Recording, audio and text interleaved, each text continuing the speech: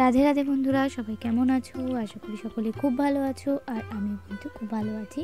আর গোপাল সোনারও অনেক অনেক ভালো আছে। আর আজ একটু শীত কম ছিল, তাই গোপাল সোনাদের কিন্তু টুপির বদলে আমি পাগড়ি পরিয়েছিলাম। আর এখানে দেখো আমাদের ছোট গোপু সোনা কত সুন্দর করে বসে আছে। আর আজ তোমাদের সঙ্গে যে ভিডিওটা আমি শেয়ার করছি, এটা হচ্ছে আমাদের বাড়ির গোপাল সোনাদের রাত্রের সেবার ভিডিও। তো গোপাল সোনাদেরকে আমি রাত্রে কিভাবে সেবা করি সেটাই তোমাদের সঙ্গে পুরোটা শেয়ার করছি আজ। আর গোপাল সোনাদের রাত্রের সেবায় ছিল হচ্ছে বিস্কুট। আর এইভাবেই আমি প্রত্যেক দিনই কিন্তু রাত্রে গোপাল সোনাদের বিস্কুটের ভোগ নিবেদন করি। মাঝে মাঝে যদি অন্য কিছু থাকে তখন সেটাই দিই। আর গোপাল সোনাদের ভোগ নিবেদন করে খাইয়ে দিয়ে আমি কিন্তু চলে এসে বিছানাটা ঠিক করে নিচ্ছি।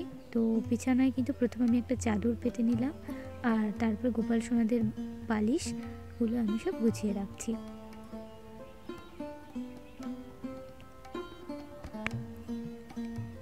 তো গোপাল সোনাদের বিছানা রেডি হয়ে গেছে। আর এবার সবচাইতে প্রিয় জিনিস যেটা গোপাল সোনার বাঁশি, সেইটা কিন্তু একদম দিতে ভুলি না।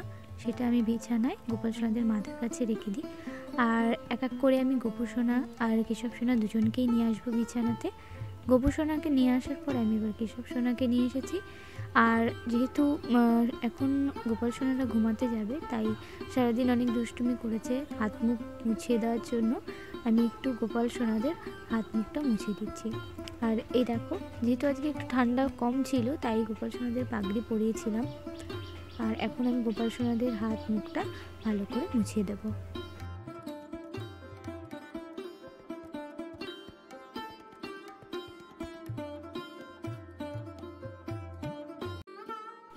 বন্ধুরা, তোমাদের গোপাল সোনার ভিডিওগুলো কেমন লাগে অবশ্যই কমেন্ট করে জানাবে। আর যদি ভালো লাগে অবশ্যই চ্যানেলটিকে সাবস্ক্রাইব করে দেবে এরকম ভিডিও দেখার জন্য। অবশ্য আমি সবসময় তোমাদেরকে ভিডিও শেয়ার করতে পারছি না, তার অনেক কারণ থাকে, তো সেগুলো পরে একদিন বলবো। তো চলো, এখন গোপাল সোনাদের শীতের সোয়েটারগুলো সব খুলে দিচ্ছি, কারণ রাত্রে তো আর সোয়েটার পরে ঘুমানোটা মানে ওরা যেহেতু ছোট বাচ্চা, একটুখানি অসুবিধা হতে পারে গায়ে। তো সেই জন্য আমি গোপু সোনাদের এই শীতের সোয়েটারগুলো খুলে দিচ্ছি। তারপর গোপু সোনাকে যেভাবে রোজ আমি একটু হাতে দোল দিয়ে আদর করে ঘুম পাড়িয়ে দিই, সেই রকমভাবে একটু আদর করে ওদেরকে ঘুম পাড়িয়ে আমি বিছানায় শুয়ে দেব, কারণ আমাকে বড় গোপু সোনাকেও রেডি করতে হবে।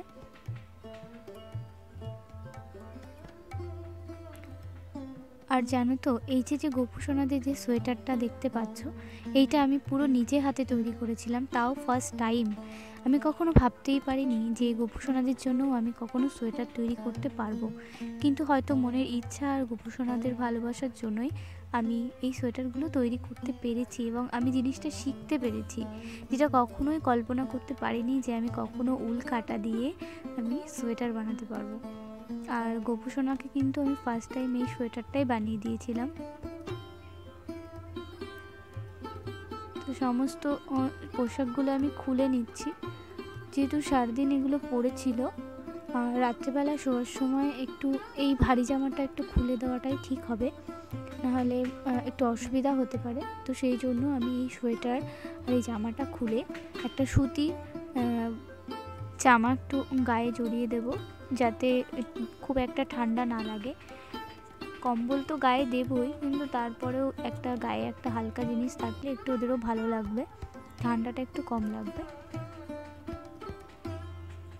তোমরা ভিডিওটা শেষ পর্যন্ত দেখতে থাকো, আশা করি তোমাদের খুব ভালো লাগবে। আর ভালো লাগলে গোপাল সোনাদের জন্য একটা লাইক করে দিও।